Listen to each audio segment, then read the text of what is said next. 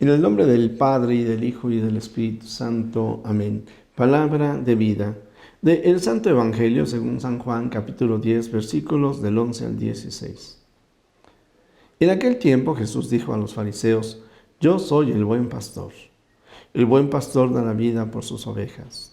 En cambio, el asalariado, el que no es el pastor ni el dueño de las ovejas, cuando ve venir al lobo, abandona las ovejas y huye. El lobo se arroja sobre ellas y las dispersa, porque a un asalariado no le importan las ovejas. Yo soy el buen pastor, porque conozco a mis ovejas y ellas me conocen a mí, así como el Padre me conoce a mí y yo conozco al Padre. Yo doy la vida por mis ovejas.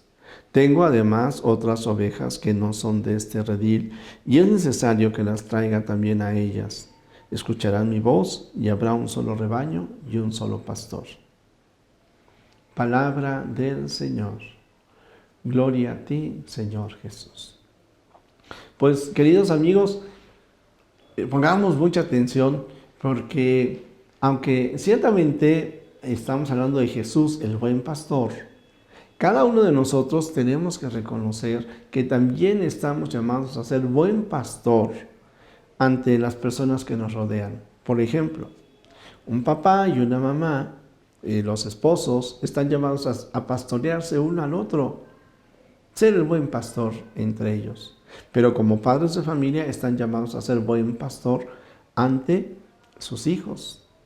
El dueño de una empresa, el gerente de una empresa, un jefe, está llamado a ser buen pastor para sus subalternos. Ojalá tuviéramos buenos pastores en los que nos gobiernan, en los legisladores, en aquellos que tienen un cargo público. Ojalá tuviéramos buenos pastores en aquellos que atienden un banco, una oficina de gobierno o incluso una papelería. Ojalá tuviéramos buenos pastores en aquellos que viven en un edificio o en la calle, cuando se hace solidaridad, nos hacemos solidarios en la limpieza del lugar, cuando somos solidarios con los más pequeños, con los ancianos. En fin, el buen pastor de los médicos, de las enfermeras.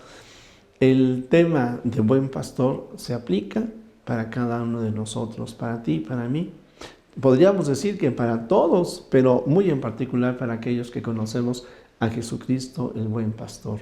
Porque hoy encontramos estas características del buen pastor. Una de ellas es, en primer lugar, que da la vida por sus ovejas. Y en segundo lugar, que las conoce. Así es de que, fíjate, el buen pastor, en cuanto cristiano, nosotros estamos dispuestos a dar la vida por los demás. Y damos la vida por los demás cuando compartimos nuestra alegría, cuando compartimos nuestra fe, cuando hacemos bien nuestro trabajo. Podríamos decir que ser buen pastor no es tan difícil. Sin embargo, bueno, la concupiscencia nos gana, a veces la ira, a veces el enojo, a veces el cansancio, a veces el de que no somos tomados en cuenta, a veces el de que no nos agradecen. En fin, pretextos tenemos muchos. Pero cuando volvemos nuestra mirada, bueno, y yo quiero decir justificaciones, a lo mejor no quiero quedarme solamente en pretextos, quizás incluso justificaciones, pero por más válidas que sean esas justificaciones, nosotros estamos llamados también siempre a ver al Señor Jesús. Él es nuestro parámetro de vida y Él es el que entonces me pastorea a mí. Él es el buen pastor para mí. Él ha dado la vida por mí y me conoce por mi nombre y, ¿sabes?, me ama. Entonces yo estoy llamado también a amarlo a Él. Y si lo quiero imitar a Él, entonces ya sé qué es lo que tengo que hacer con los demás. Amarlos, escucharlos, comprenderlos, estar cerca de ellos, animarlos. No significa que yo no necesite también esto, y no significa que yo siempre voy a estar así como que en el estado más óptimo de ánimo. No, lo que tengo que hacer es volver siempre mi mirada hacia Jesús, que es mi fortaleza. Todo lo puedo en aquel en quien he confiado, es lo que dice el Señor Jesús, es lo que dice San Pablo. Y entonces también nosotros tenemos que aprender, como San Pablo, a confiar en el Señor Jesús. Esto por un lado. Por otro lado, yo quiero decirte que afortunadamente encontramos modelos extraordinarios y hoy estamos celebrando a San Rafael Guízar y Valencia, obispo de Veracruz, que vivió la persecución en su estado de muchas maneras. Un hombre extraordinario en lo que es la misión, la entrega, el dar la vida por los demás. Le tocó la persecución religiosa en nuestra patria también. Él supo conservar en la República Mexicana, en donde se cierran todos los seminarios, supo conservar el único seminario que no se cerró. Ciertamente no lo podía tener en Veracruz, lo tuvo en la Ciudad de México, pero quiero decirte que, entre otras cosas, le pusieron precio a su cabeza. Y entonces, con el gobernador Tejeda, se presentó él y le dijo: usted ha puesto precio a mi cabeza, usted quiere que me maten, yo quiero decirle que no quiero que ninguno de mis fieles se condene por su culpa. ¿Usted me quiere matar? Aquí estoy delante de usted. Tejeda dijo: hombres así no se matan.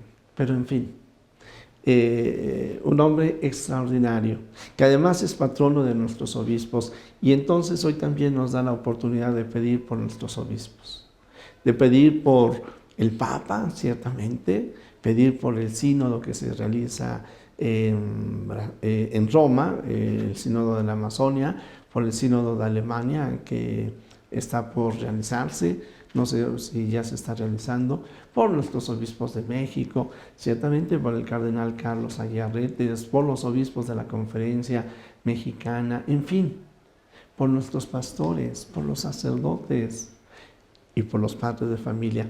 Pero yo quiero concluir este mensaje, el de hoy, precisamente en donde la fuente del Señor Jesús para ser el buen pastor.